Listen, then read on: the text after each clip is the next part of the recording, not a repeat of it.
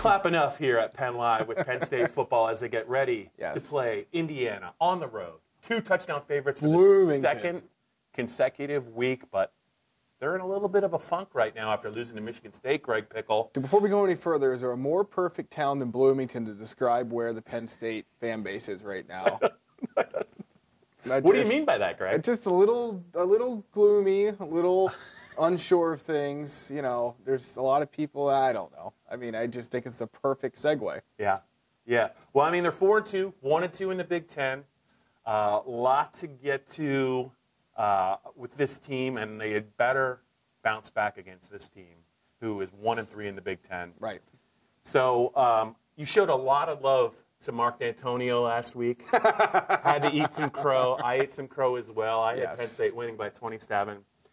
When you look at this game, 14-61, 3:30 kick, what comes to mind? What are you thinking? And what is your expectation, especially for the offense? Yeah, I thought James Franklin made a really good point on Tuesday when he made light of the fact that Indiana game plans in such a way that you never know exactly what you're going to get. I think it was setting up for not an excuse if Penn State starts slow, but I'm expecting them to start slow, honestly. I mean, I think that we've seen them. Indiana's always played them tough in the Franklin era. Penn State's typically kicked away from them sometime between the middle of the third quarter and the middle of the fourth quarter, and the result doesn't really look that close.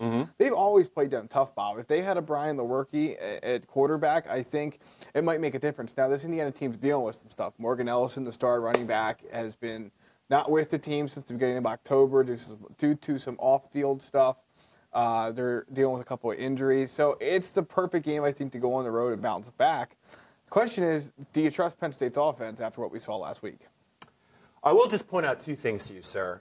Penn State shut out Indiana 39-0 in 2015. Yes. And they won 45-14 last year. That 45-14, I did not feel as much of a bug. It did not feel like a 31-point blowout. It did. Just like I know what you're saying, especially on the road. In Bloomington, I mean, they had to rely on a Bill Belton 92-yard touchdown run 91. I think in 2014, and they were losing in the fourth quarter 2 years ago when they won the Big Ten title, and they won 45-31. Right. The one thing that I've noticed is Tom Allen was the DC. He's the head coach now. He's been pretty creative in slowing down Penn State's running game the last 2 years. Saquon Barkley never really got loose. No. In either year. 33 carries for 58 yards 2 years ago. I think he had about 50 yards, 59 yards.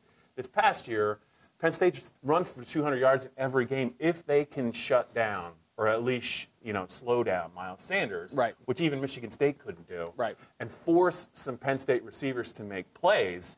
Is that not the recipe to upset Penn State? Yeah, it absolutely is. It's get a little bit of pressure early, get Penn State into a situation where it's second and medium or long, third and medium or long, and then just hope that some of the things that have plagued them, like you mentioned, penalties at scrimmage, drops by the receivers, guys not getting open.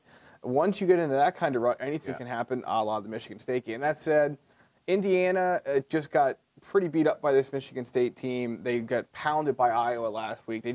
Last week didn't even look like they had any interest in playing. If you go back and watch the highlights, I mean, it did. It just felt like there was something off. Yeah. If they can fix that, then maybe they have a chance to stay in this game. If not, it's going to be a similar outcome for them. Last week, 40-20 Penn State. 40-20, you have Penn State covering? Yes, but a point under the total.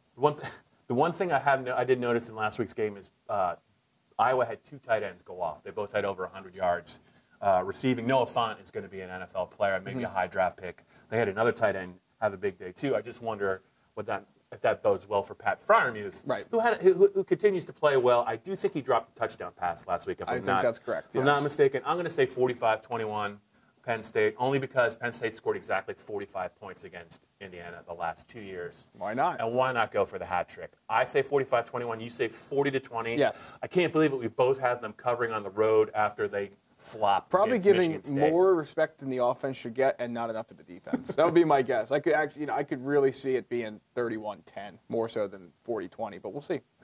And with that in mind, let's get to the rest of the staff's picks, including David Jones.